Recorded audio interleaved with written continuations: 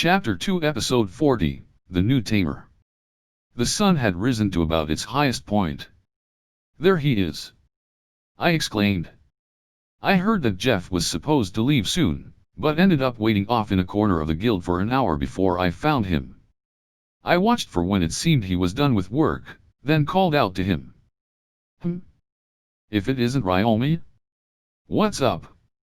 I wanted to ask about what we discussed the other day. Oh, that was fast. I thought it might be a bit longer still. Want to go right away, then? Can we? Sure, I was heading to the slums today either way.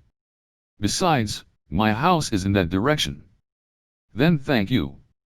I followed Jeff and helped him shop for food and such along the way. He intended to give it to the denizens of slums. In Jimmel, those who managed to leave the slums tended to help those who remained there in what small ways they could. It's been especially bad lately with how much income has dropped. Look, we're almost there, Jeff pointed out. The further we walked, the fewer people we saw, the older the buildings looked, and the more ragged the clothes of the occasional children appeared. They waved and shouted when they saw Jeff, and he responded in kind. They looked serene, like they were pleased to see him. I drew attention too, but I didn't sense any malice. It didn't seem like I had to worry about being further down the road. We arrived at another old, but sturdy building that was a bit bigger than the rest. "You here, old man?" Jeff asked and tapped on the door. It opened by itself. I sensed a little magic energy.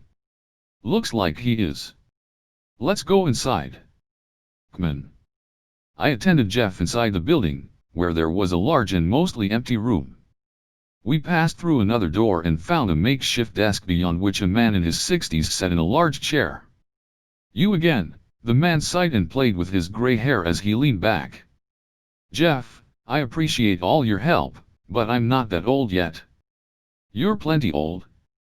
I can still stand on my own useful legs. That means I'm not old. Anyway, who's the kid? You want me to look after someone again? I know what he looks like, but he's an outstanding adventurer. This guy makes more than enough to put food on the table. That's not why he's here. He's got an offer that could even help the slums out." "Oh really?" the man asked and looked at me. "Nice to meet you. I'm Ryoma Takebayashi. No point acting so polite around here. I'm Libel, boss of the Gurnal slums.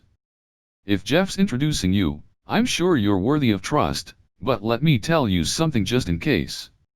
You can do with this place as you please, all right? If we can stay on good terms, that'd be great," he declared with great force behind his words. I could see why he was the boss. "Of course.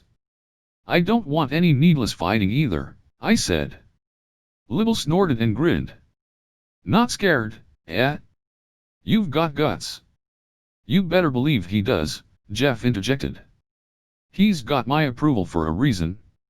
"I see. So what's this offer?" "I'll talk about that," I said.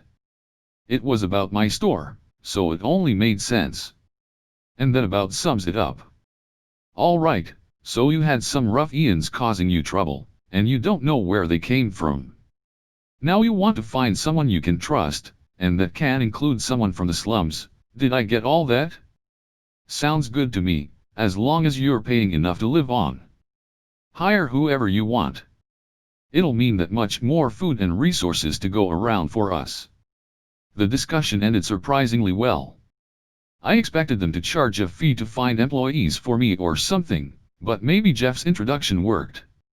At any rate, now it came down to gaining the trust of whoever I wanted to hire. Jeff and I left the boss's house and headed off to see the tamer that Jeff knew. On the way there, Jeff called out to two kids and told them to go get somebody. "Where are those kids going?" "You'll see later." When we finally arrived at a building, Jeff violently knocked on the door. "Hey! Cockin! I know you're in there. Come out." It felt like I was watching a debt collector. Soon enough, the door was thrown open by a skinny, middle-aged man who had the air of a white-collar worker that was laid off. "Quiet down, Jeff. You don't need to knock so much, I heard you the first time. You haven't come out when I knocked way too many times for me to believe that. Your fault for visiting when I was in the middle of research. Like hell it's my fault.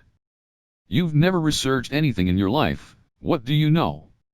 Research is about submerging in a deep sea of your thoughts, trying to inspect the transient bubbles of your ideas before they pop. There's no time to pay attention to anything else. And as a result, you dumped a bunch of money into your useless research, went broke, and ended up here, didn't you? Ugh, when you put it that way, yes. Enough about that, what do you want? I was gonna ask if you wanted a job. A taming job, Jeff said. The instant he heard that, Kakin blinked. A job for me? As a tamer? Yeah, at the request of Ryoma here? It was only then that Kakin seemed to notice me. Nice to meet you. I'm Ryoma Takebayashi. Sorry, that wasn't a great first impression. You're hiring a tamer? For what? Could you just let us inside, Kakin? Jeff demanded. Kakin scratched his head and let us through the door, then closed it behind us. The building had only one room.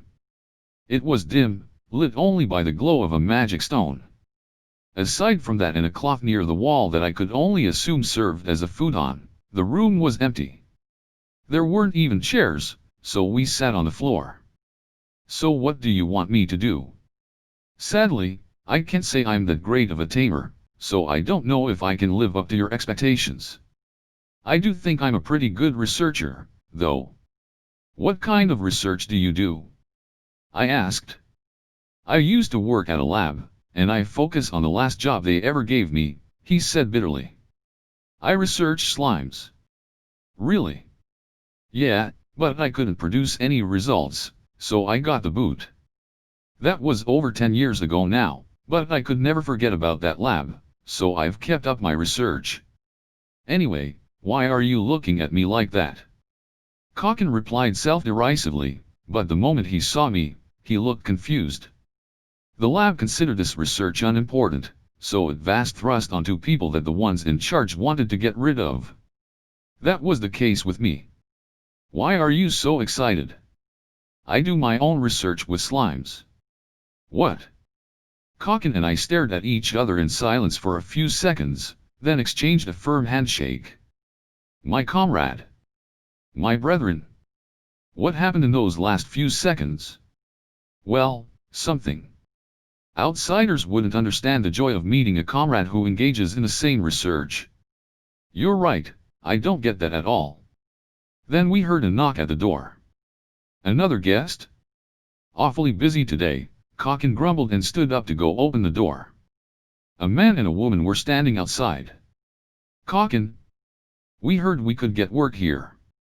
Is that true? I never thought we could get some tamer work, so I hurried straight here. What, Lobelia and Tony? You heard about it too? There's someone here looking for tamers to hire, and he's a comrade. A comrade? Does that mean what I think it means? Anyway, come inside. Kakin said, dragged them into the room, and closed the door. We each introduced ourselves. The man, Tony, was 23 years old. He was an excellent tamer, but out of jealousy for his talent, his boss and co-workers took advantage of his sincerity. They blamed him for their failed experiments and scandals to get him demoted.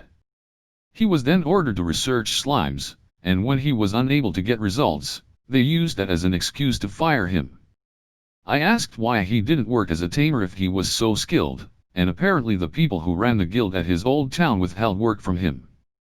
The Tamers Guilds had already heard through their information network that he wasn't to be trusted, so he couldn't find work as a tamer in any city. He was now working as a miner. Have you been to the Tamers Guild in this town? The ones in other towns were just awful, so no. I couldn't make enough to feed my familiars and ended up letting them go, so there'd be no use in it now.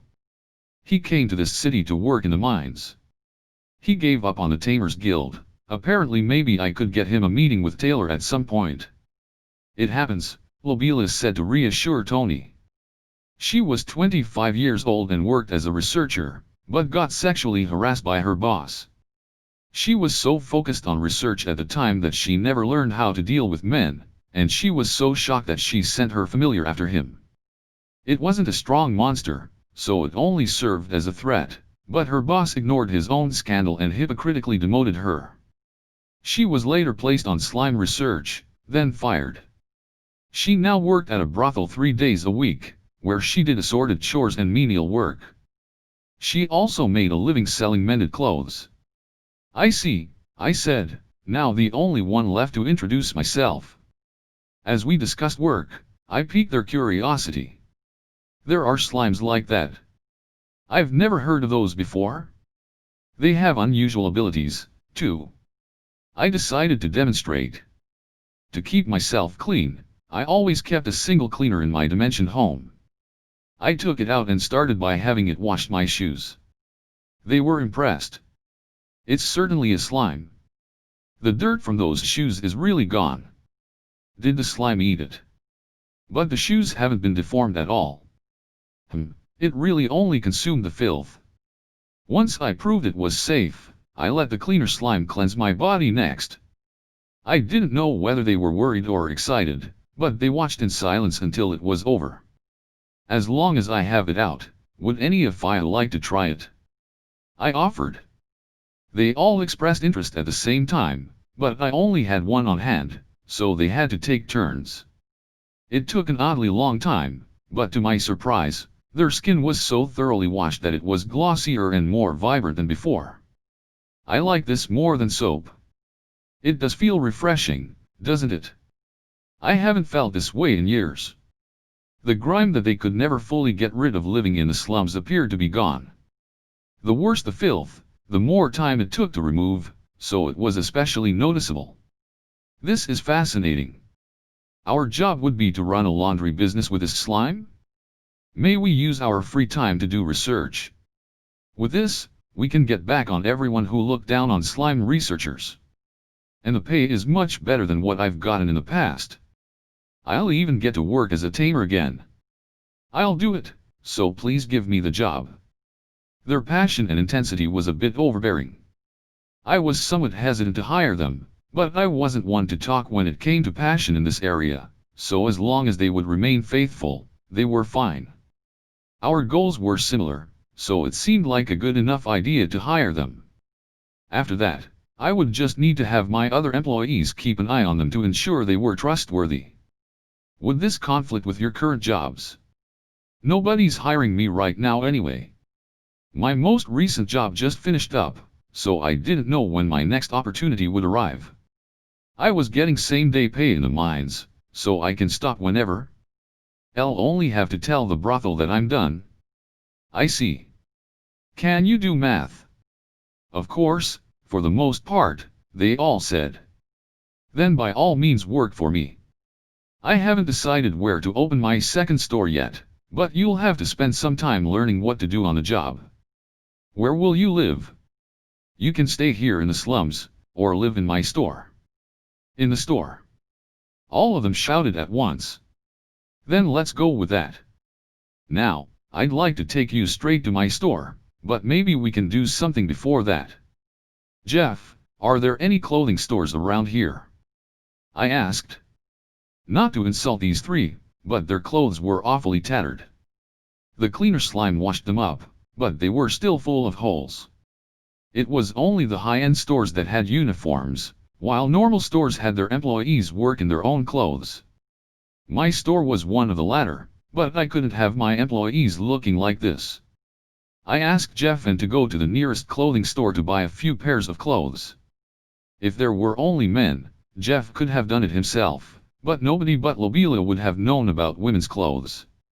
In the meantime, I had to rush back to my store and tell Carm about the new hires.